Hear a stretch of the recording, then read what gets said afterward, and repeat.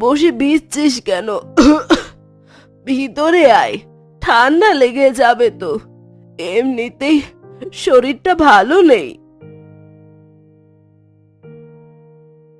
ভেতরে আর শুকনো জায়গা কোথায় মা? বাইরে যা, ঘরও তাই।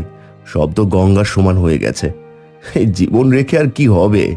কাজ নেই, কামাই নেই, তোমার ওষুধের টাকা নেই, ছেলের মুখে দুটো ভাত তুলে দেওয়ার ক্ষমতা নেই। আমি একটা অপদার্থ। ওইভাবে বলো না, উপরওয়ালা মুখ তুলে চাইবেনি। তুমি ভেঙে পড়লে আমাদের কি হবে? আমরা কার দিকে তাকাবো? ওপরওয়ালা, তিনি যদি থাকতেন তাহলে কি নিজের চোখেই দশা দেখতে পারতেন?